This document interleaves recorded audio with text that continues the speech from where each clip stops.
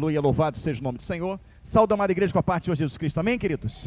Aos irmãos conectados pelo canal do YouTube, a extensão da Igreja de Cristo, que Deus abençoe a todos, conceda graça. Amados irmãos, eu não pude estar na terça-feira passada, então nós vamos dar continuidade hoje, amém? A palavra que nós estamos dando, um pequeno estudo ali sobre o livro de Neemias, amém? Eu peço, irmãos, para que abra a palavra do Senhor no livro de Neemias, que é onde estamos estudando, amém? Deixe ele aberto ali no capítulo 8. Profeta Neemias, capítulo 8.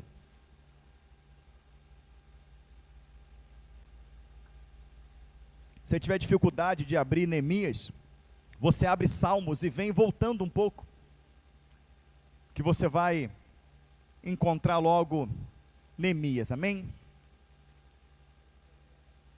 É só para você deixar aberto. Quem abriu, diga amém. Agora eu vou pedir você que pode se assentar, mas deixa a Bíblia aberta, porque como eu falei, é um estudo, né? Não é um tipo de mensagem que a gente, é um estudo que a gente está dando. Se não me falha a memória, essa é a quarta ou a quinta? É a quarta, amém? É a quarta mensagem sobre o livro de Neemias. Eu vou trazer um resumo para os irmãos. O contexto de Neemias é sobre a cidade, Jerusalém, que foi destruída, foi sitiada, por conta da desobediência do povo, e não ter dado crédito à palavra do Senhor. O povo, eles viviam no templo, o povo adorava, o povo guardava as festas. Então quem olhava, né, no dia de hoje, quem olhava eram crentes, estavam sempre na igreja, estavam sempre fazendo aparentemente as coisas do Senhor, mas não estavam vivendo a palavra do Senhor em suas vidas. Então fazia aquilo que era aparente, fazia aquilo, né, como um costume, como uma tradição, mas na hora de praticar a palavra, de colocar ela em suas vidas, o povo não estava fazendo isso, a ponto de se curvar a outros deuses. E o Senhor começou a avisar: olha, vocês estão vulneráveis, vocês se afastaram da minha palavra, se afastaram do meu caminho, o inimigo vai avançar e vai prevalecer sobre vocês. E Deus avisou pela boca de muitos profetas, e o povo, quanto mais o Senhor falava, mais o povo ignorava, até que o inimigo entrou, destruiu a cidade, mataram muitos do povo de Deus, muitos se espalharam, outros foram levados escravos. E aí, por um mover do Espírito Santo de Deus, Neemias se sente tocado em reedificar a cidade, e ele vai para reedificar a cidade. O rei manda cartas para as províncias para que desse passagem e condição para que Neemias viesse reedificar a cidade. Junto com Neemias também Esdras se prontifica a fazer aquela obra, e aos poucos o povo também vai, né, se juntando para reconstruir aquilo que o inimigo, não Deus, o inimigo destruiu. E nós fomos pegar ali a destruição da cidade, pegamos a desobediência, falamos sobre ela em texto e contexto, mostramos o que é o altar derrubado, não é isso? O que seria restaurar o altar, que é a nossa comunhão com Deus, a nossa vida de oração, a nossa vida de busca. E aí depois, uma vez que o altar é restaurado, a gente tem condição de olhar as brechas, e aí começa o processo de tampar as brechas. Mas no momento em que você vai tampar as brechas, suscita a ira do inimigo, o inimigo se levanta e começa com seus percalços, começa, né, com seus, a tentar as suas artimanhas, a tirar o nosso foco, a nossa atenção. E aí nós vimos que ali eles se armaram, e nós fomos lá para Efésios 6:10, falar da armadura de Deus. Depois nós vimos que eles estavam um pouco distantes um dos outros, e aí Neemias ajuntou o povo, colocou o povo em comunhão. Depois o diabo tentou, o inimigo tentou trabalhar no coração para gerar contenda, né? Então isso aí foi repreendido, que o povo tinha que ter um pensamento só. Enfim, até que essas etapas vão se cumprindo, que nós falamos de cada uma delas, dando seus textos e contextos. Quem lembra, diga amém. Qualquer dúvida, você não assistiu, assista em casa, tem a parte 1, 2 e 3, essa é a parte 4. Se for repetir tudo, vai ganhar muito tempo, e nós nunca vamos terminar, amém, queridos? Então, chega um momento em que eles conseguem edificar o muro, em que eles conseguem edificar a cidade. E o que fazer para que ela não entre em ruína de novo? O que fazer para que o inimigo não avance de novo, para que o inimigo não destrua de novo? É se lembrar o motivo pelo qual a cidade se arruinou. E qual foi o motivo que levou a cidade à ruína? que levou ela à queda, que levou ao avanço do inimigo, que levou a tanta destruição. Qual foi? Desobediência. Mas desobediência a quê? A quê? A palavra de Deus. Desobediência à palavra de Deus. Porém, se você estudar a fundo, a palavra de Deus, você vai ver que o povo praticava em muito a palavra de Deus. Muitas coisas eles praticavam, e praticavam à risca. Você pode ver a questão das festas, das luas novas, dos sábados, dos incensos, das tardes e manhãs. Aonde que eles começaram a quebrar a palavra? Cumprindo de uma parte e quebrando outra. Aonde eles começaram a se contaminar com as nações. Você pode estudar a palavra de Deus, podemos trazer um outro estudo aqui, sobre como que o povo de Deus começou a se contaminar, e você vai ver que eles praticavam os sábados, as luas novas, praticavam as tardes e manhãs, que era o sacrifício contínuo. Eles nunca deixaram de praticar isso. Eles nunca deixaram de estudar a Torá. Porém, eles começaram a buscar subterfúgio na própria palavra, na própria lei de Deus, para justificar o quê? Os seus erros. Então eles começaram a trazer a palavra de Deus, né? De que maneira? Da maneira que lhes convém, na maneira que era confortável para eles. E aí entrou o que a gente chama hoje do não tem nada a ver, não tem problema nenhum. O importante é falar de Jesus, não é isso? O importante é falar de Jesus. Mas você sabia que no espiritismo, de kardecismo, fala de Jesus? Quem sabia, levanta a mão. Lá fala de Jesus. Então, se o importante é falar de Jesus, você pode congregar lá, correto? Você vai na Penha, você sobe 365 degraus de joelho, tem um templo lá. Lá fala de Jesus? Fala. Fala. Você entra dentro da Umbanda, tem uma imagem chamada Oxalá. Que é a imagem de quem? É a imagem de quem? De Jesus. Do Jesus que eles pintam. Então lá dentro fala de quem? De Jesus. Os Mormons. Os Mormons. Quem conhece os Mormons? A Igreja do Santo dos Últimos Dias. Eles falam de Jesus. As testemunhas de Jeová, embora não crê Jesus como Salvador, mas como, né, foi um grande profeta, um grande discípulo, mas fala de Jesus. Quem sabia aqui que o Alcorão fala de Jesus? Levante a mão. O Alcorão fala de Jesus. Mas falar de Jesus não quer dizer que está em Jesus. Então, o que aconteceu? Eles começaram a se render aos usos, aos costumes, a outros deuses, e arrumar subterfúgio na palavra para justificar os seus erros. E muitas pessoas falam assim, não, mas por causa disso Deus vai trazer juízo, por causa daquilo Deus vai trazer, vê se Deus vai se importar com uma coisa tão pequena. A questão não é essa. A questão ela não é essa. Quando nós vamos lá no capítulo, lá em Daniel, nós vamos lá em Daniel, lá no capítulo 5, nós vamos ver, amados irmãos, que alguém ofereceu um jantar. Você lembra quem foi? Nós falamos disso aqui. Belsazar. Belsazar era quem? Era filho de Nabucodonosor. E dado o momento daquele jantar, um jantar promíscuo, cheio de coisas horríveis, ele decide pegar os utensílios da casa de Deus. Os utensílios da casa de Deus, alguém pode enumerar o que era? Talheres, taças, bandejas. Isso aqui, ó. Copo é só um copo. Diga, é só um copo. É só um copo. O que tem isso aqui? Quebrou. Não é isso? Tu compra outro e põe. É só um copo. É vidro. Tinha as taças, tinha os talheres, tinha as bandejas. Mas ele pega que era só copo, que era só bandeja, que era só talher, e coloca num jantar profanado. De repente aparece uma mão misteriosa mão. Mas hoje, lendo a palavra, sabemos que aquela mão não é misteriosa, é a mão de quem? É a mão de quem? Ah, tá. E a mão de Deus foi simples, ela escreveu na parede, Menel, Menel, Teque, Pérez, Ufacim. E a tradução é: pesado foste na balança e achado com falta. Tirado foi o reino de tua mão e dado aos medos e aos persas. E nesta noite baixarás a sepultura. Alguém pode me dizer o que aconteceu com Belsazar? O que aconteceu com Belsazar? Então a impressão minha, Deus matou por causa de um copo.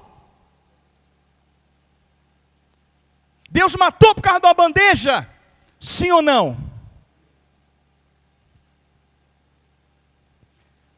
Me diz por quê? Porque era copo, era uma bandeja, mas era consagrado ao Senhor. Era consagrado ao Senhor.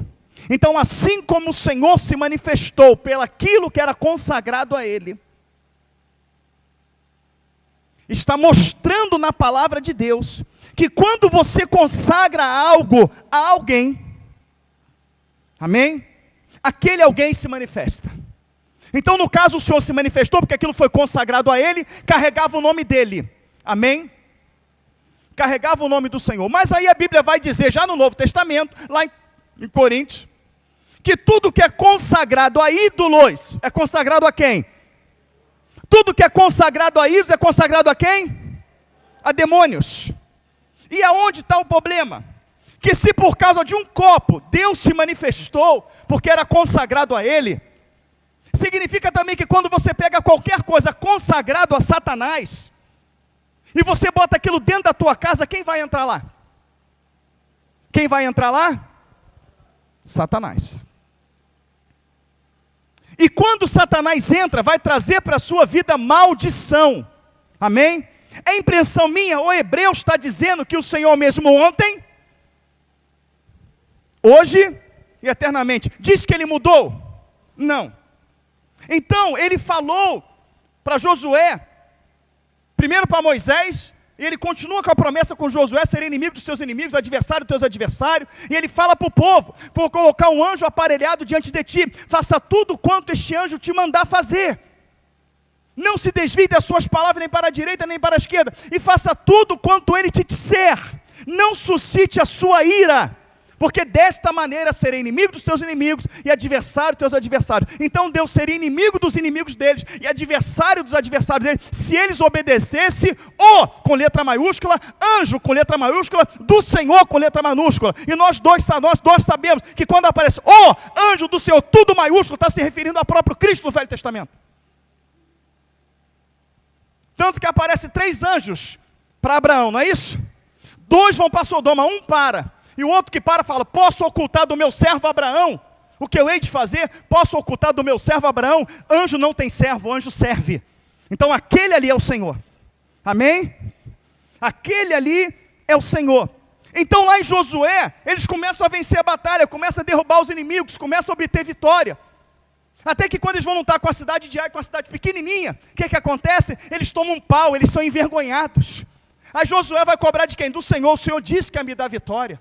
Não é assim? O Senhor disse que ia me curar, o Senhor disse que ia abrir aquela porta, o Senhor disse que ia restaurar, o Senhor disse que ia fazer isso para mim. Eu recebi uma revelação, não aconteceu, estou desanimado, não vou caminhar mais. Foi desse jeito. O Senhor falou que ia dar vitória. O que vão pensar as nações no dia de hoje? O que meu parente vai pensar? Olha o mau testemunho porque o Senhor não me deu a vitória. Josué foi reclamar, o Senhor pode parar. Tem maldição no meio de vocês. Maldição no meio de vocês. O que era maldição? Um pedaço de pano. Era um pedaço de pano. Por causa daquele pedaço de pano, o Senhor não foi na batalha com eles. Porque o Senhor falou, porque tem anátema no meio de vocês, eu não fui na batalha com vocês. Se tirar o anátema, eu vou para a batalha. Se não tirar, eu não vou. Então o povo foi para a batalha, perdeu, foi envergonhado, apanhou por conta de um pedaço de pano. Mas naquele pedaço de pano, quando entrou no meio do arraial, entrou Satanás. E Deus não divide a glória dele com ninguém. E aonde entra o diabo, entra a maldição, mas não tem nada a ver, é uma capa tão bonita. É uma capa tão bonita. Não tem nada a ver, pega aqueles utensílios, foi tão bem feito lá de prata, de ouro, traz aqui para o nosso banquete, para ficar bonito, para arrumar a mesa. Não tem problema nenhum. E hoje, não tem problema nenhum. Mas não sou eu. O pastor Elvis é opressor, não sou eu. É a palavra de Deus que diz que tudo que é consagrado a ídolos é consagrado a demônios. E cadê a cura? Na casa das pessoas, cadê a libertação? Cadê a alegria do Espírito Santo? Cadê a vitória? Cadê a compreensão na palavra? Cadê os frutos? Não há, por quê? A maldição.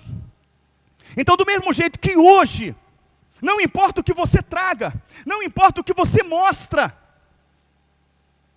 não é algo criado pela gente, a gente pega a palavra, a gente traz a história e mostra, não importa o que mostra. É opressor, isso aí não é bem assim, não é desse jeito, eu vou continuar tomando, eu vou continuar fazendo, eu vou continuar vestindo. Era igual o povo na época. Era igual o povo na época, sim ou não? Mas estavam na igreja. Cantavam hinos. Participavam das festas. Guardavam os sábados. Aí lá em Oséias 4,6, você conhece, está escrito o quê? Oséias 4,6, o meu povo foi destruído. Por quê? Mateus 22, 29, errais, não conhecendo as Escrituras, nem o poder de Deus. Mas tem um texto muito rico, Mateus 7, 24, que alguém pode me ajudar com ele. Todo aquele, pois, que escuta estas minhas, não é só escutar, mas todos que escutam aí e praticam. Assemelhá-lo-ei a um homem prudente que edificou a sua casa. Teve casa destruída lá em Jerusalém? Então, edificou a sua casa sobre a rocha. Sopra o vento, cai a chuva, desce, batalha, luta, adversidade, combate, ela não. Mas aquele que escuta e não a pratica, não é bem assim, não é desse jeito, não é dessa forma. Não a pratica, assemelhá-lo-ei ao homem insensato que edificou a sua casa sobre areia. Sopra o vento, cai a chuva, desce os rios, combate aquela casa e grande é a sua ruína. Olha o retrato do crente de hoje. Olha o retrato hoje no modo quase que geral. Não condiz com a vida de vitória que a Bíblia prega. Mas enfim, ficou claro porque foi destruído? Ficou claro. A Bíblia hoje, antigamente, quando nós pregávamos por um adorador de imagem, você ia texto de contexto. Você pegava lá a palavra de Deus e mostrava que para ser um pastor, né, tinha que ter uma família, porque ele ia cuidar de família. Aí você derrubava aquela tese de não ser casado, né? Você mostrava, né, Isaías ali 44, Isaías 45, que o homem planta uma madeira, né, a árvore cresce, ele rega, depois ele faz o machado sobre as brasas, se esforça ali, constrói uma ferramenta, vai lá, corta aquela árvore, daquela árvore ele corta a lenha, ele assa na brasa pão, ele cozinha água, ele aquenta a água para se banhar, depois ele pega do resto da madeira e funde um Deus, uma imagem de escultura, se ajoelha perante ela e diz, salva-me porque tu és o meu Deus. A gente vai mostrando tudo e vai derrubando tudo. Ah, porque a primeira igreja foi essa, não foi não, a primeira igreja foi aqui, você vai mostrando tudo, quando ele não tem saída, quando não existe saída, ele fala, não, mas nós não seguimos só a Bíblia não, nós seguimos também os dogmas assim, é sensato, não é desse jeito. Se você pega uma doutrina errada, e você vai mostrando tudo dentro da Escritura, e não tem mais jeito, a pessoa fala, não, mas é a doutrina da minha igreja. A doutrina da minha igreja é assim, o meu pastor é desse jeito, lá é assim, então eu sei que está escrito, mas a doutrina lá é assim. Então o que tem mais peso hoje, para o ser humano, para aqueles que se dizem cristãos, crentes, evangélicos, o que tem mais peso é aquilo que o homem ensina, do que o que a palavra diz. Só que a palavra do Senhor vai revelar para mim e para você, que o que é escudo na minha vida e na sua vida, não é o que o homem ensina, mas é a Bíblia. Ela é o escudo. A tua palavra é escudo e bloqueio. Contra o quê? Contra as setas, as hortas espirituais da maldade. Além dela ser escudo, ela também é a espada do Espírito. Então ela é aquilo que me defende e ela é aquilo que eu uso para atacar. Mas não é bem assim. Não é desta maneira. Então nós vemos que a palavra de Deus, ela tem regras para tudo. Mas essas regras, elas não tiveram peso para aquele povo. Eles estavam servindo a Deus da maneira que eles queriam. Da maneira que convém a eles. E a destruição, ela foi tamanha. E ao longo dos anos, trazendo para os dias que nós vivemos, você vê tudo dentro das igrejas, menos a palavra de Deus. E quando você prega a palavra de Deus, você prega o evangelho do reino, a palavra nua e crua, sem mistura, é você que é o anticristo, é você que é o endemoniado. Mas chamaram Jesus de endemoniado também, sim ou não? Chamaram, porque ele veio confrontar o sistema. E houve uma destruição, houve uma devastação. Mas pela graça e misericórdia de Deus, houve uma reconstrução. Foi reconstruído. Mas e agora? Como é que faz para não ser destruído novamente? O que faz? Você já teve um momento difícil na sua vida? Algo destruído na sua vida? Em que você se reergueu e depois destruiu de novo? E reergueu e depois foi de novo? Se levantou e caiu de novo? Por quê? Porque não se observou o que levou àquela ruína. Mas aqui eles observaram, e a gente vai entrar no capítulo 8, que é o que vamos falar hoje.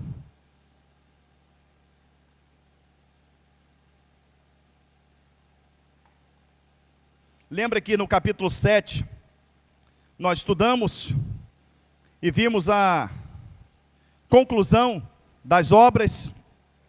E aqui no capítulo 8, verso 1 diz, podemos ler? E chegando o 7º mês, estando os filhos de Israel nas suas cidades, todo o povo se ajuntou, como um só homem, na praça, diante da porta das águas, e disseram a Esdras, o escriba, que trouxesse o livro da lei de Moisés, que o Senhor tinha ordenado a Israel. E Esdras, o sacerdote, trouxe a lei perante a congregação, assim de homens como de mulheres, e de todos os sábios, para ouvirem no primeiro dia do 7º mês. E leu nela diante da praça, que está diante da porta das águas, desde a alva até o meio-dia, perante homens e mulheres sábios, e os ouvidos de todo o povo estavam atentos ao livro da lei. Deixa eu falar uma coisa para você. Desde a alva. A alva é uma abreviação de alvorecer.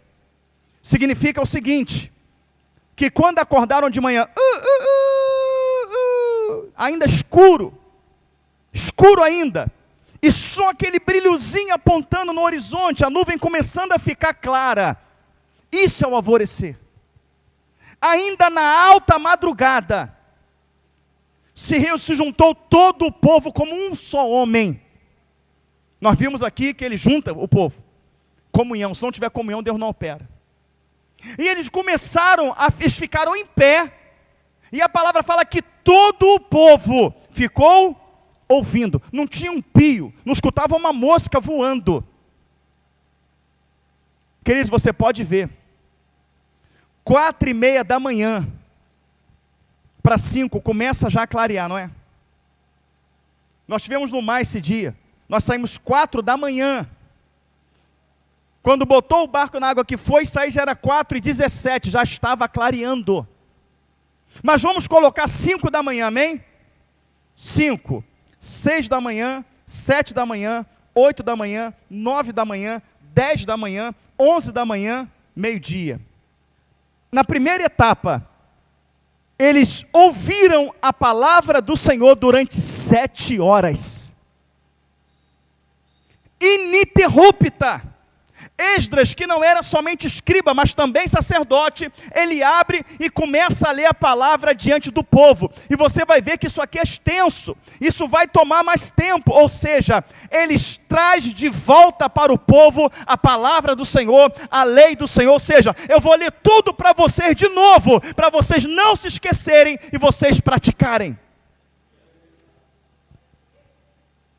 Então esta é a etapa. Foi reconstruído, foi edificado, estava caído, ficou de pé, estava destruído, o Senhor operou, o Senhor, te trouxe de volta, te resgatou, tá? Como é que eu não vou ser destruído de novo? Observa a lei do Senhor, observa a palavra do Senhor, e você vai ver que conforme ele vai lendo, ele vai dizer para o povo, que o povo tem que fazer conforme nela está escrita.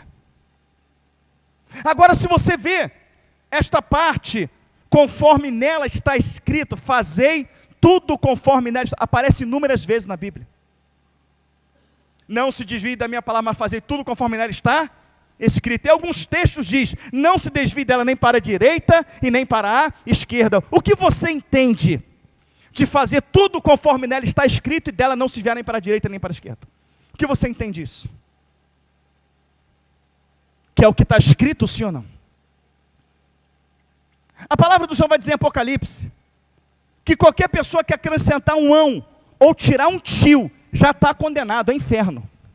Se a Bíblia não permite acrescentar um ão, ou tirar um tio, é mais uma prova, de que o que está escrito, tem que ser feito. Nós conhecemos bem Deuteronômio 28, a gente fala muito aqui, se ouvir a voz de Deus, ainda diz assim, tendo o cuidado. Quando eu trabalhei na Gerdau, fábrica de aço, lá no polo industrial de Santa Cruz, um polo industrial tão grande que lá dentro, para ir de um setor para o outro, a gente tinha que ir de ônibus. Todo dia de manhã, antes de pegar no trabalho, pegava 8 horas da manhã no trabalho, só que você não pegava 8, você chegava às 7. Você tomava café 30 minutos, depois você assistia 30 minutos de aula, sabe de quê? De segurança do trabalho. Todo dia nós assistimos as mesmas aulas, nós vimos os mesmos vídeos. Eu lembro que o camarada pregando um prego na parede, um olho azulzinho, ele pregando um prego na parede, bum, o prego escorregou e vup, veio no olho dele. Um vídeo lá, eu estava no dia que isso aconteceu, eles pegaram esse vídeo e colocaram lá, o camarada na plataforma, tem uma plataforma embaixo e a aciaria, é onde derrete o ferro, onde fica aquele lago, parece aquele lago de fogo, parece um inferno mesmo, parece um vulcão, e lá em cima tem uma passarela, que ela é movediça, e quando você está nessa passarela, você é obrigado a colocar o cinto, e essa passarela se movendo, ela travou, quando travou ele foi, sem o cinto, ele caiu lá dentro, e ele sai lá de dentro pegando fogo, as câmeras pegam, ele vai saindo pegando fogo ali de dentro, e ele morre ali. Então todo dia nós vimos aquilo, e antes de passar o vídeo, eles falavam essas palavras: observa com atenção e tenha o cuidado de fazer conforme as orientações. Por que eu trouxe isso? Porque a Bíblia fala, tendo o cuidado de fazer tudo conforme nela está escrito, porque se você fugir desse cuidado, você corre risco de morte, e morte eterna. Então a gente observava aquilo todos os dias, para quê? Para não dar mole. Mas todo dia, pastor, todos os dias, se tiver algum irmão conectado aqui, que trabalha na Gerdau, ele vai confirmar. Todos os dias a gente assistia aquele vídeo de segurança do trabalho. O Senhor manda a gente observar a palavra dele. Quando? Quando? Todos os dias. Para quê? Para não dar mole. Porque o perigo ele é de morte. E de morte eterna. Então eles massificavam aquilo na nossa cabeça, a gente já saía do setor, não podia atravessar fora da faixa, a gente já saía com aquilo tudo na cabeça, não, isso aqui está errado, meu EPI, meu capacete, minha luva, observar segundo a palavra de Deus exatamente isso. Não, eu tenho que tomar cuidado nisso aqui, isso aqui, isso aqui, isso aqui vai me levar a cair, isso aqui é perigoso, eu tenho que ler, eu tenho que orar, é isso que a palavra está dizendo. E Deuteronômio 28 que vai falar das bênçãos, ele fala das bênçãos. Se ouvir a voz de Deus, tendo o cuidado, tendo o cuidado de fazer tudo conforme nela está escrito. Tenham cuidado, tenham zelo, tenha a atenção de fazer conforme ele escreveu. Não é bem assim, não é desse jeito. Então para que a Bíblia está aqui? Para que tantos homens morreram? Se a Bíblia não é bem assim, por que tanta fúria do diabo, usando políticos, criando leis para tirar ela de nós? Tentam o tempo todo tirar ela de nós, tirar ela de mim, tirar ela de você, porque eles sabem que isso aqui é a tua bússola espiritual, isso aqui é a bússola que te leva à vitória e que te levará à eternidade. Então Esdras, quando vai ler a lei para o povo, fala assim: olha só, eu vou ler para vocês, se vocês não se atentarem, vai destruir de novo. E você vai ver que eles se atentam, eles ficam durante um bom período cumprindo a lei do Senhor, e você vê que é só bênção, só vitória, mas depois se desviam de novo. E quando se desviam de novo, o que acontece com esse mesmo templo que foi reconstruído no ano 70 depois de Cristo, no Império de Domiciano? O que acontece? Ele é destruído.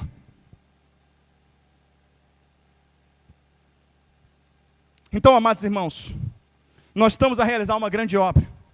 Que grande obra é essa? A restauração da nossa vida com Deus. A restauração da nossa vida espiritual. E o Senhor está restaurando, Ele está fazendo, Ele vai derramar o Espírito Santo de Deus. Mas como se manter de pé? Como se manter firme? Temos que trazer de novo as Escrituras. E trazer de novo as Escrituras vai mexer no teu intelecto, vai mexer na tua mente, vai mexer no teu ego, vai mexer no teu temperamento, vai mexer no nosso guarda-roupa, vai mexer na nossa forma de vida. Porque a Bíblia, ela não nos chama de gentios. Quando a Bíblia, ela vai falar de mim e de você, ela vai falar: vós que éreis gentios. Vós que éreis gentio, que é bom de escola aí. Éreis gentio, éreis, é o que? Passado, presente ou futuro? Quem concorda que é passado aí, diga amém. Então estou correto na interpretação. Vós que é, que vocês que não são mais gentios. O que é a palavra gentio? Pagão e idólatra. Mas nós temos igrejas até hoje que diz: não, isso aí não é para a gente não, gentios, isso aí é para os judeus. Tem ou não tem? Mas a palavra fala que eu não sou mais gentio. Mas a palavra também fala que eu não sou judeu. Se eu não sou judeu e não sou gentio, o que a Bíblia chama? O que a Bíblia fala que eu sou? Lá em Pedro fala: vós sois a geração eleita, a nação santa, o sacerdócio real. Então o Senhor me vê, o Senhor te vê como sacerdotes. É impressão minha, ou quando Deus criou o sacerdócio, Ele criou vestes específicas para eles. Sim ou não? Ah, mas o sacerdócio morreu. Tá, o sacerdócio morreu, mas Pedro, que está na graça, diz que não morreu. Diz que nós somos o sacerdócio santo. Eles falavam diferente? Sim. Eles não podiam se contaminar com as nações, não podiam se contaminar com os costumes, não podiam se contaminar com mulheres ou homens de outros povos. No que na graça, isso foi transformado de uma maneira que eu e você entende. Paulo fala: não se enfiem num julgo desigual com os ímpios. Mas hoje o crente, ele tem que estar no meio do ímpio para ganhá-los para Jesus. Ele não tem que estar no meio do ímpio para fazer o que o ímpio faz, para viver como que o ímpio vive. Mas muitos crentes gostam do que o ímpio faz, se agrada do que o ímpio faz, gosta de estar no meio deles. Hoje dentro da igreja, o cabelo é igual do ímpio, a fala é igual do ímpio, a gíria é igual do ímpio, as músicas só botam o nome Jesus, mas são dos ímpios. Você não tem um ímpio, você não tem um cantor ímpio, você não tem um programa ímpio, que pega os moldes de uma igreja e copia. Você não vê um ímpio cantando uma música ímpia, mundana, que ele copiou de uma música evangélica. Rapaz, você está com essa letra aí, mas eu conheço esse ritmo. Esse ritmo é de um hino da igreja. É de um hino da igreja assim, mas eu achei bonito e eu coloquei a letra do mundo. Você vê isso? Não, mas você vê músicas do mundo com letra gospel, sim ou não? Mas isso é normal, não tem problema nenhum.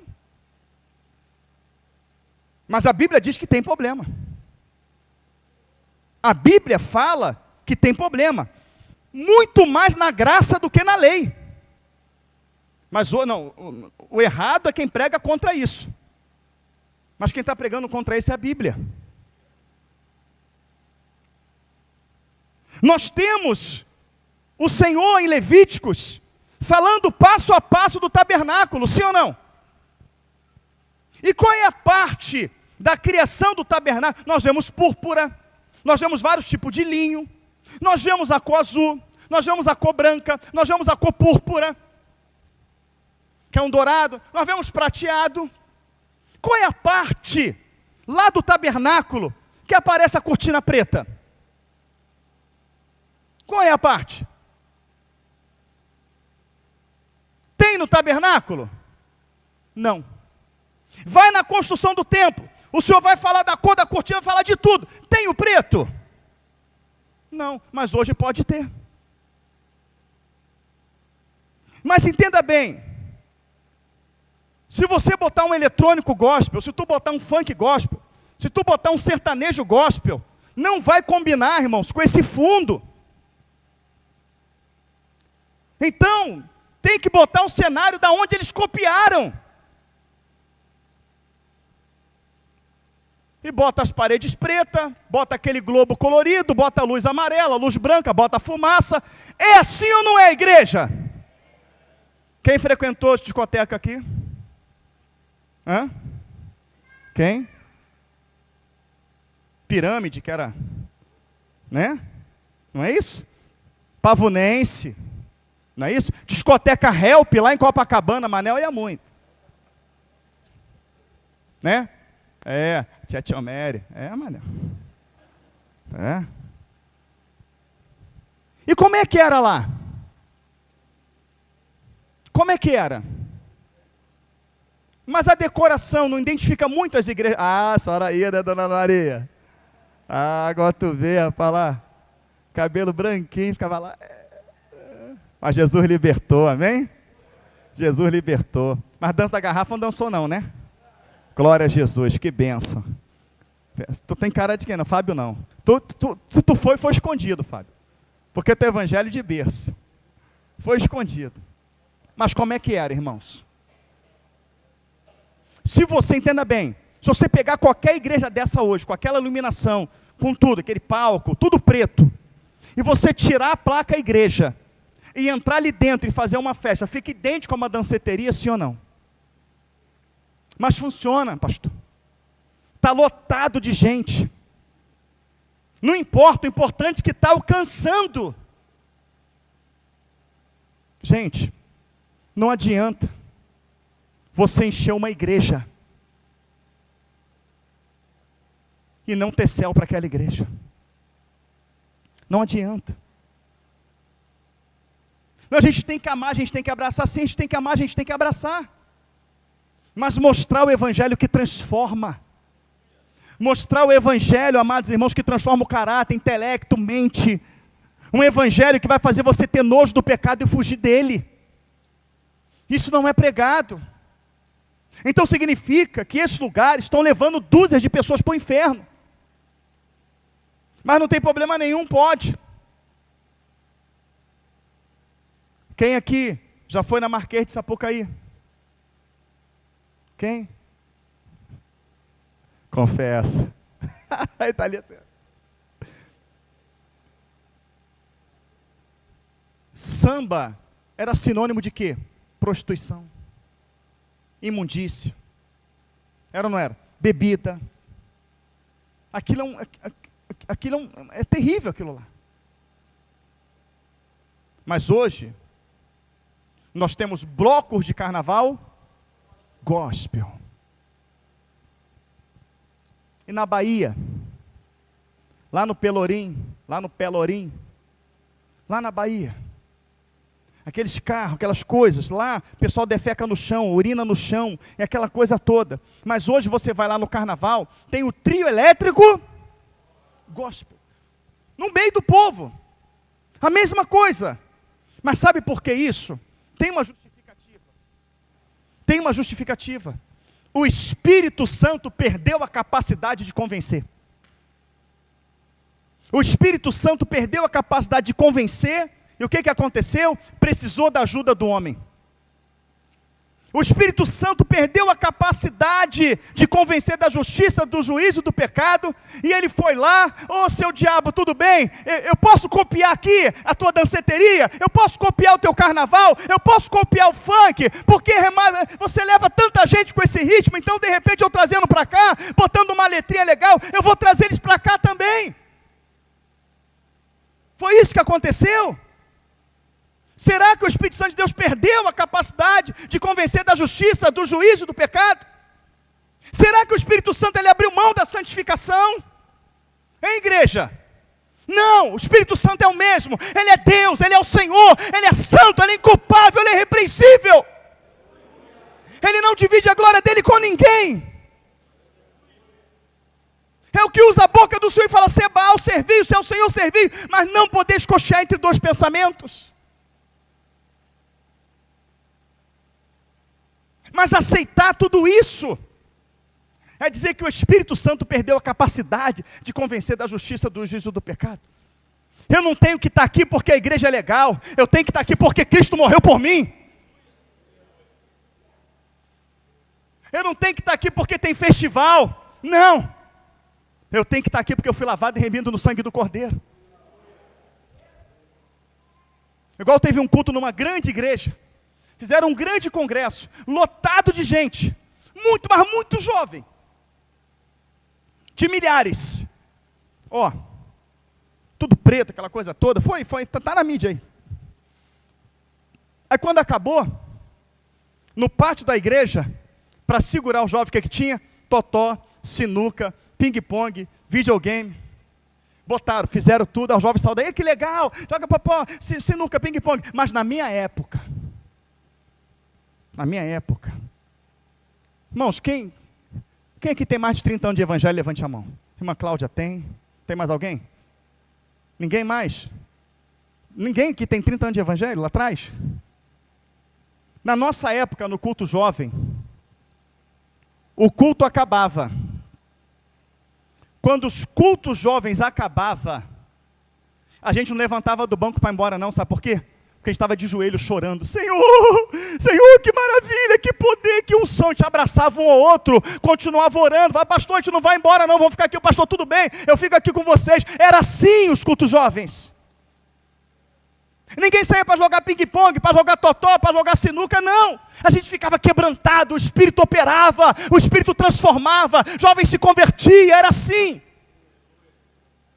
Quando saímos para evangelizar na rua, não tinha essa coisa de falar: vamos lá para a igreja que vai ter um festival lá, vai ter um cantor, vai ter um festival de dança, vai ter uma luz piscando, vai ter um ping-pong, um totó, não tinha isso não. A gente pregava na rua, o jovem na rua chorava, a gente colocava a mão no jovem na rua, manifestava o demônio, ele era expulso, aquele jovem ia para a igreja, se batizava e virava um pregador do evangelho. Era assim que acontecia. Mas hoje não. Por quê? Porque naquela época, eles queriam seguir Deus do jeito deles, fazer do templo do Senhor o que eles queriam. Hoje, tem um evangelho para cada tipo de pessoa, tem um evangelho para cada tipo de pensamento. Mas o que fala em 2 Timóteo, no capítulo 4? Porque viriam tempos trabalhosos. Tempos. Ali ele está falando para crentes, tá? Aquele texto é para crente. Tempo em que não suportariam a sã doutrina. Vou traduzir, está falando: chegaria tempo que os crentes não suportariam a sã doutrina. Alguém pode levantar para mim, se você tiver a sã doutrina? Levanta aí, se você tiver a sã doutrina. O que você levantou? Fala bem alto. a Bíblia, quando fala sã doutrina, é a doutrina santa. É a única maneira de você viver uma vida santificada. Mas a palavra fala que chegaria tempo em que não suportariam a sã doutrina, como que tendo comichão nos ouvidos. Sabe o que é comichão nos ouvidos? É a verdade, está sendo pregado, está sendo confrontado, mas tem uma coisa que você gosta muito, e você não quer abrir mão. Aí você começa a militar. Aí o comportamento, muitas das vezes no culto, comichão nos ouvidos é isso, a verdade está comendo solta, a palavra está comendo, está tudo sendo pregado, e a pessoa está assim, ó.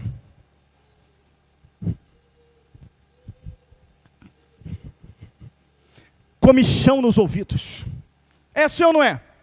Como que tendo comichão, está inquieta, ela não suporta, ela não aguenta, eu não aguento mais, eu não suporto mais ouvir isso. Sai e amontoaria para si doutores segundo a sua própria concupiscência. Não importa se a Bíblia condena, o que importa é que eu quero fazer, e se lá pode fazer, lá é o meu lugar. Lá é o meu lugar. Estava desse jeito. E a destruição veio ou não veio? E hoje, como é que está? Não importa. Não importa o que a Bíblia diz, eu não concordo e vou ficar lá, porque lá eu posso fazer isso. Lá eu posso ouvir isso. Lá eu posso fazer desse jeito, eu posso fazer do jeito que eu quero. E aí Esdras está acabando com essa bagunça. Vem cá. Gostaram quando foi destruído? Gostamos não. Muita gente morreu? Morreu. Perderam muita coisa? Perdemos. Se vocês morressem, é para onde? Para o inferno. Mas não morreram e foi tudo reconstruído. Não foi? Está melhor agora reconstruído ou destruído? Não, está melhor construído. Mas o inimigo vai avançar de novo para destruir. Quer que ele destrua? Não quero não. Sabe o que tem que fazer? Não sabemos. Então escuta, que eu vou mostrar para vocês. Ele pega a palavra e fala, ó, é assim, Deus colocou na lei assim, Deus colocou na lei assim, Deus colocou na lei assim, e é assim, não é assado, é assim, é desse jeito. Fazei tudo conforme nela está escrito. Ponto. Jesus está voltando. E se você quiser ir para o céu, tem que fazer tudo conforme na palavra. Não tem meio termo. Se a Bíblia fala que tem que pedir perdão, tem que pedir perdão. Se a Bíblia fala que tem que tirar o gato, tem que tirar o gato. Mas pastor, é muito calor. É melhor dormir no calor agora por um tempo e ir para o refrigério da glória depois, do que agora dormir no refrigério e ficar no calor eterno. Se a Bíblia fala fugir da aparência do mal, irmãos, a gente é carne. A gente é falho. Olha Paulo em Romanos 7. Paulo fala, o querer está em mim, mas o efetuar eu não consigo. Não era tudo, mas tinha coisas que Paulo acabava o quê? Caindo. Mas havia esforço, irmão. Havia esforço. Ah não, Deus é misericordioso, eu peco hoje, eu peco amanhã. Tem coisa que a minha carne quis fazer hoje. Eu lutei para não fazer. Hoje foi um dia de vitória. Tem coisa que a tua carne quis fazer hoje? Levante a mão. Tem coisa? Teve. Mas você lutou, não lutou? Deus quer ver essa luta. Mas o evangelho que é pregado hoje não precisa lutar. Deus já levou na cruz do Calvário. Pecou, errou, falou mal, xingou, prostituiu, viu o que não tem que ver, fez coisa errada, falou mal, não tem problema nenhum. Tu vai para a igreja, fala em língua, fala em profecia, entrega a visão, prega, está tudo ok. Está tudo tranquilo. O Senhor sabe que somos falhos, mas Ele fala que o reino de Deus é tomado por esforço. Então eu tenho que lutar para não pecar. Se eu pecar, eu vou buscar graça, eu vou buscar misericórdia, eu vou ver onde foi a brecha, onde eu posso melhorar. Eu tenho que orar mais, eu tenho que ler mais, eu tenho que buscar mais, eu tenho que reconhecer, eu tenho que buscar a santificação. Mas hoje não tem isso. Hoje não tem peso quando se erra, não tem peso quando se peca, não tem. Ou tem? Não tem.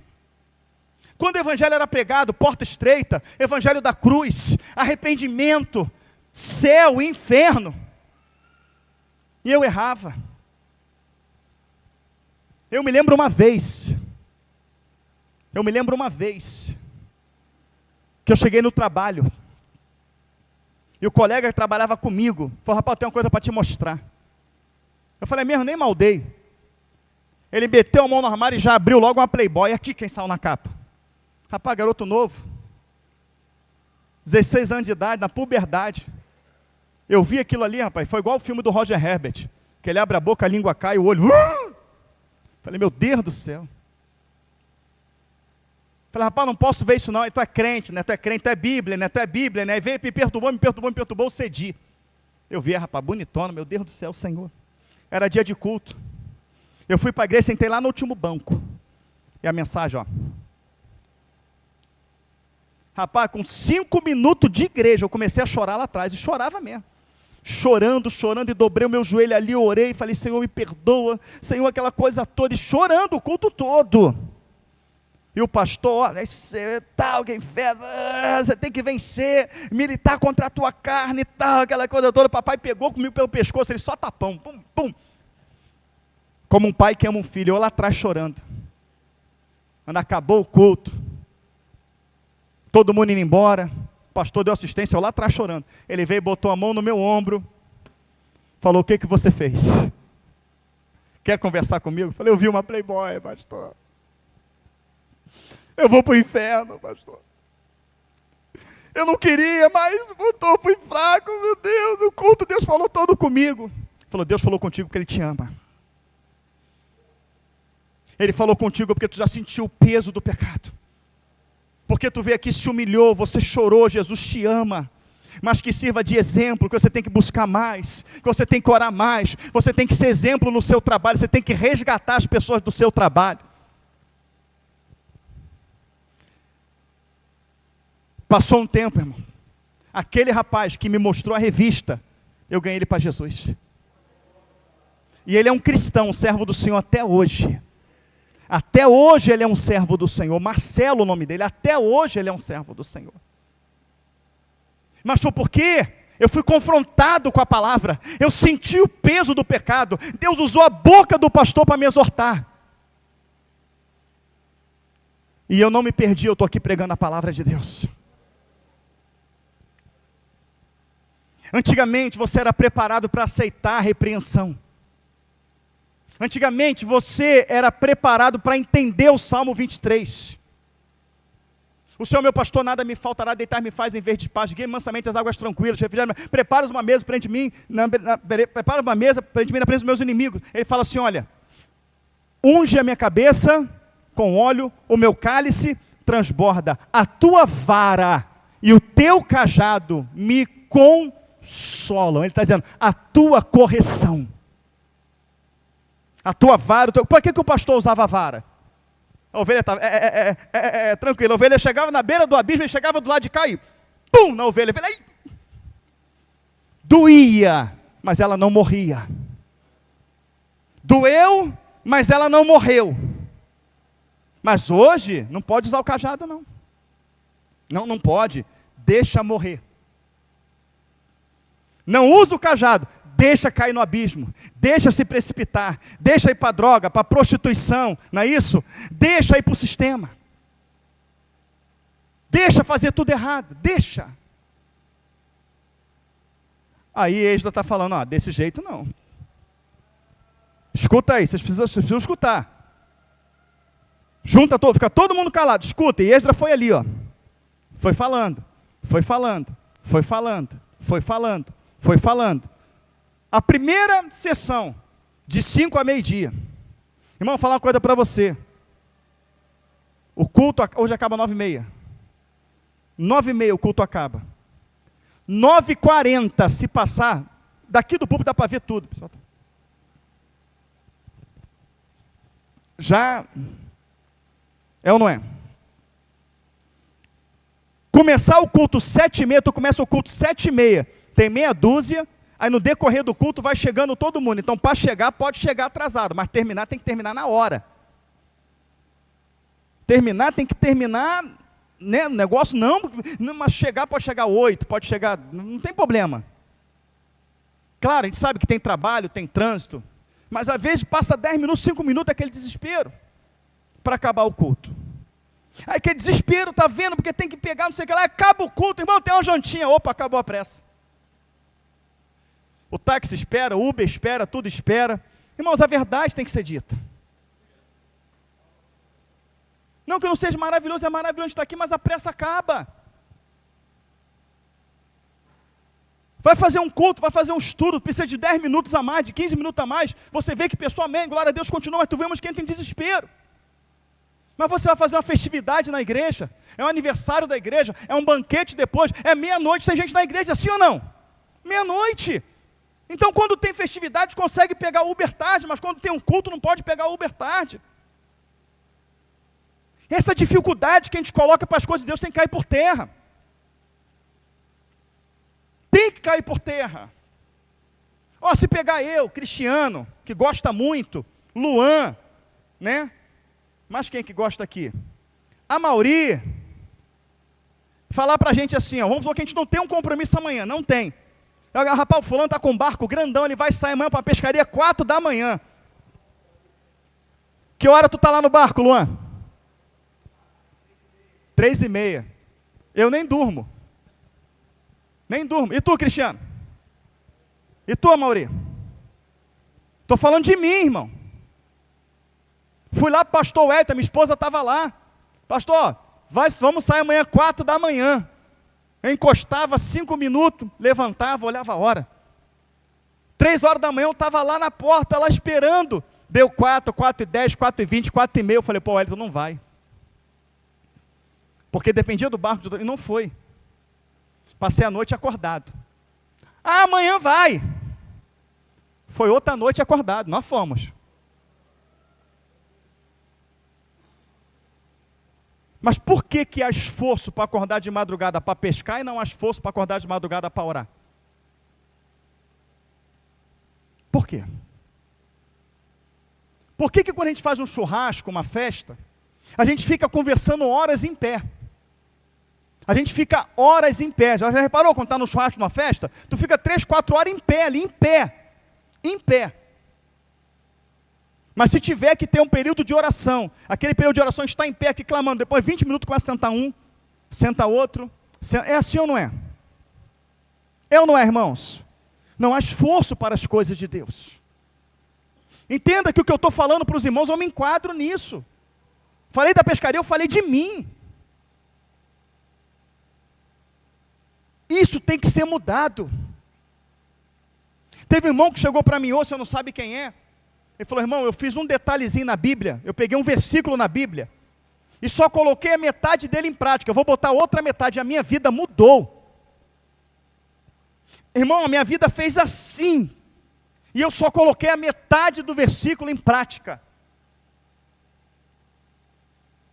E ele falou para mim, é entender que o Senhor é primícia. É entender que o Senhor é primícia. Eu acordo, com quem eu falo primeiro? O Senhor. A palavra primeiro, a oração primeiro, a busca primeiro. Honrar o Senhor de todas as maneiras. Honrar com a sua mente, com o seu coração, com o seu tempo. A Bíblia fala até com os bens. Com tudo. Pastor, a minha vida mudou. Ele pegou meio versículo, ele entendeu a passagem toda. Ele já pegou a metade dela, colocou em prática, ele já viu mudança. Uma mudança astronômica.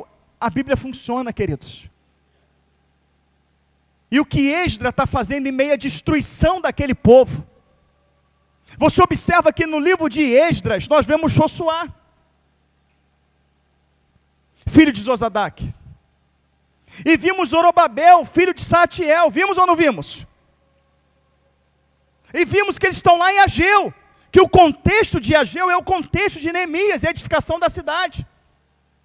E vimos que eles começaram com a construção da cidade, e quando foi embargado por conta de mentira, até que o rei lá visse a verdade e mandasse a obra continuar, o que eles fizeram? Eles foram plantar, eles foram cuidar das suas casas, eles foram cuidar da sua vida, esqueceram totalmente da casa do Senhor, esqueceram totalmente da obra do Senhor. O que aconteceu? Trabalharam muito e colheram pouco. Não chovia. O pouco, colhia uma parte, Era como um saquetel furado, e o pouco que sobrava, o Senhor soprava. Por quê? Porque vocês estão habitando na casa estucada de vocês, estão correndo os seus próprios caminhos, esqueceram da minha obra. Vocês esqueceram da minha obra, vai buscar maneira, vai edificar a minha casa. Eles obedeceram, entenderam, foram fazer a obra do Senhor. Quando fez a obra do Senhor, o Senhor respondeu e falou: agora eu vou prosperar vocês, porque o meu é o ouro, minha é a prata, e a glória da segunda casa será maior do que a da primeira. Eles obedeceram e fizeram do Senhor primícia. Primícia.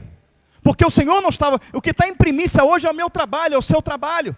É as nossas contas, é as nossas viagens, é os nossos passeios. É ou não é? É a nossa roda de amizade. Não é o Senhor.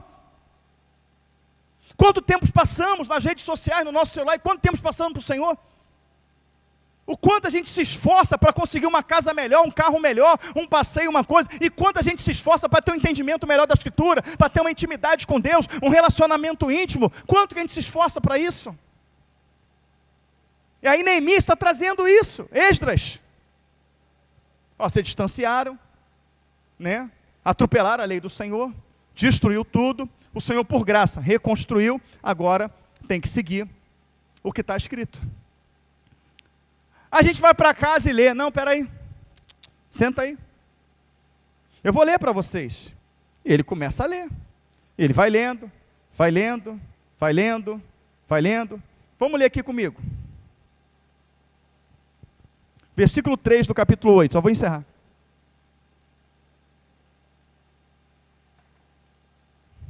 E leu nela, diante da praça, que está diante do porto das águas, desde a alva até o meio-dia, perante homens e mulheres, sábios, e os ouvidos de todo o povo estavam atentos ao livro da lei.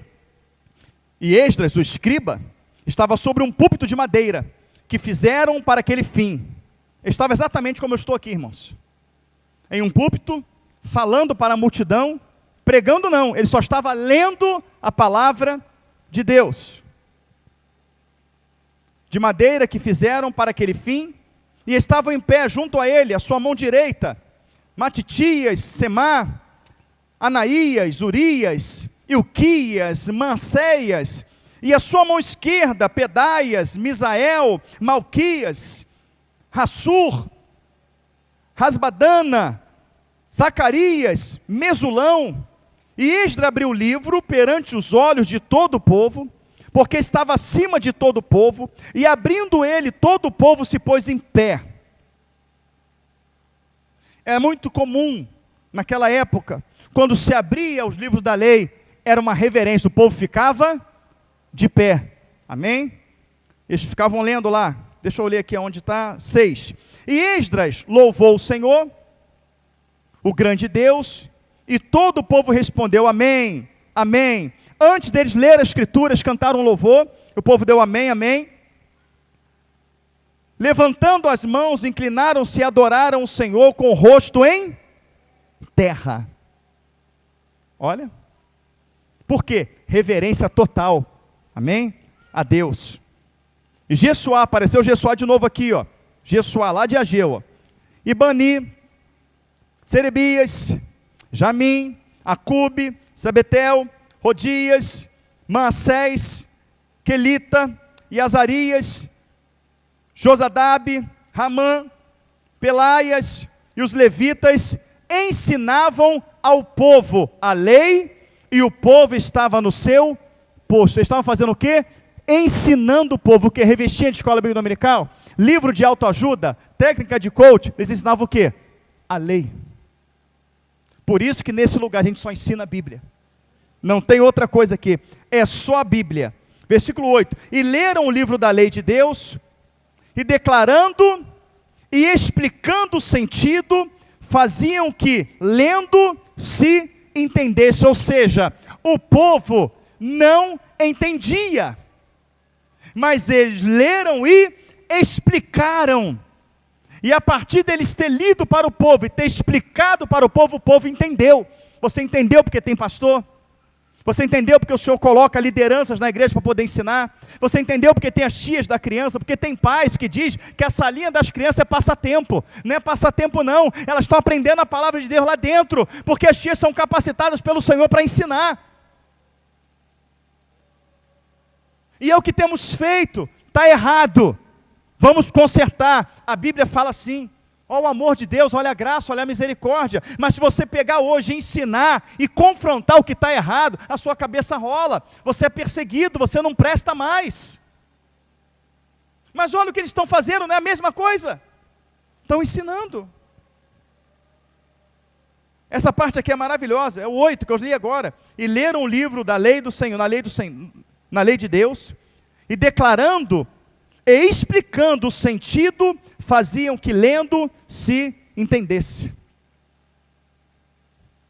E Neemias, que era o Tissata, e o sacerdote Esdras, o escriba, e os levitas que ensinavam ao povo, disseram a todo o povo: este dia é consagrado ao Senhor vosso Deus, pelo que não vos lamentei, nem choreis, porque todo o povo chorava, ouvindo a palavra da lei.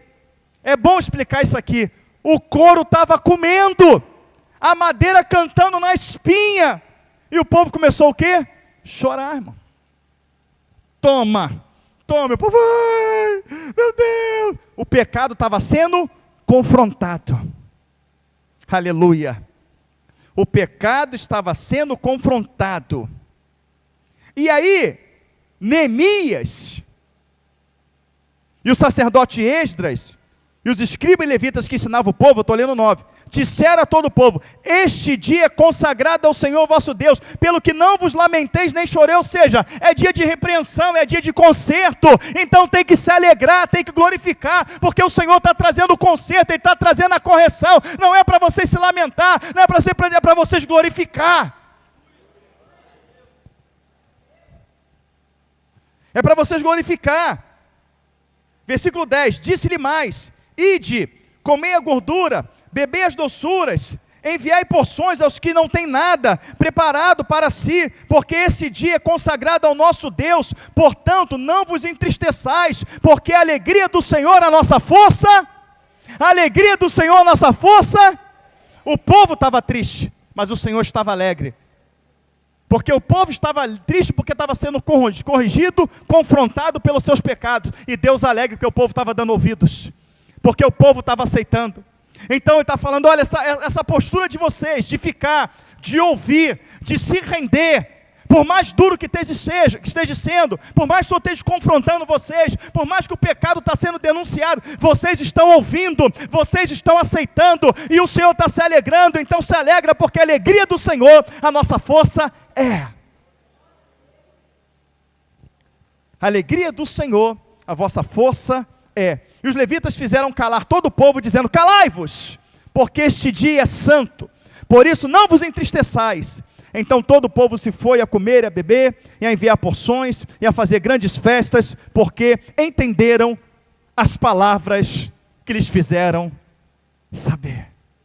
Foi duro, foi difícil, mas entendemos o amor, entendemos a graça, entendemos a misericórdia, entendemos como que temos que fazer, como que tem que se comportar daqui. Então vamos se festejar, vamos se alegrar, porque o Senhor usou de misericórdia, e a alegria do Senhor nossa força é.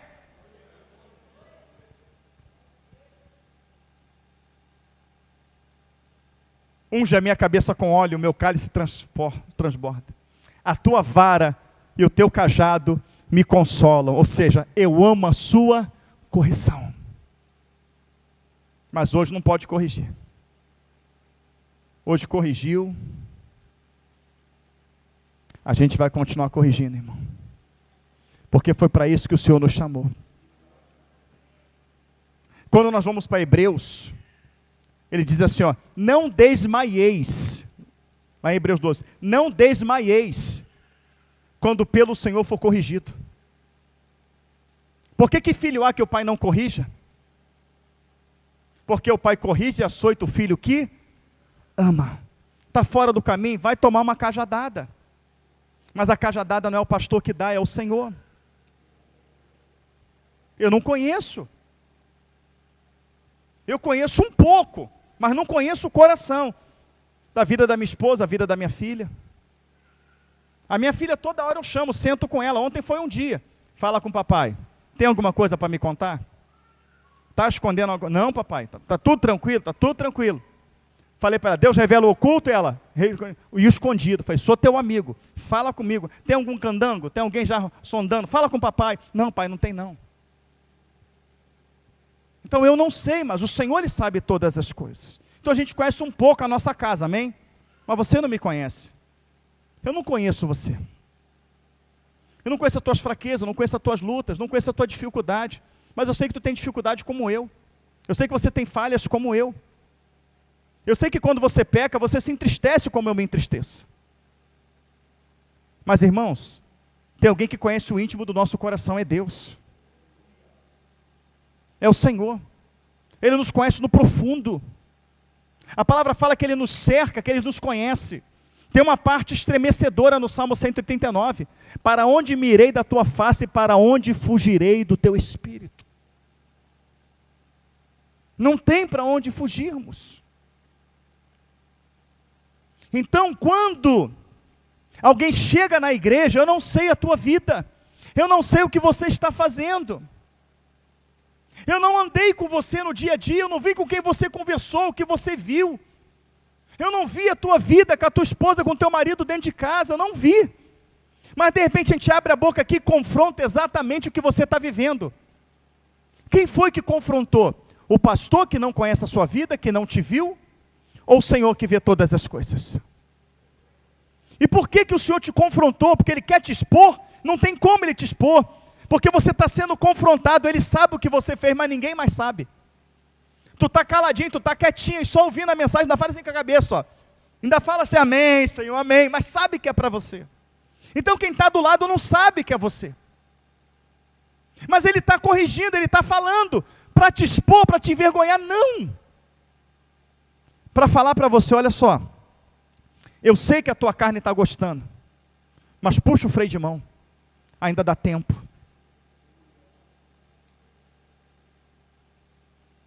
A tua mãe não está vendo, teu pai não está vendo, teu marido não está vendo, a tua esposa não está vendo, o pastor não está vendo, a irmã da igreja não está vendo, o irmão não está vendo, mas eu estou aqui através dessa mensagem falando para você que eu estou vendo.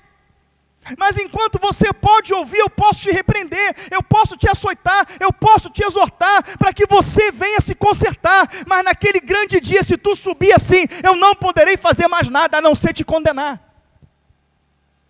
Aqui eu estou te expondo porque eu posso te salvar, porque eu posso te perdoar, mas se você não puxar o freio de mão e chegar naquele dia, a coisa que eu vou poder fazer é te condenar através da minha palavra. Então não é motivo de tristeza quando é açoitado. Quando somos açoitados, que Deus pega na jugular, a gente tem que falar assim, Senhor, como o Senhor me ama. O que eu fiz, o que eu ouvi, o que eu falei, era para mim estar sendo consumido a fogo agora. Era para o Senhor ter permitido a minha veia arrebentar do coração, ter tido mal súbito e ir para o inferno. Mas o Senhor está aqui me exortando, o Senhor está aqui me amando, o Senhor está aqui me resgatando, Senhor. Obrigado por essa correção.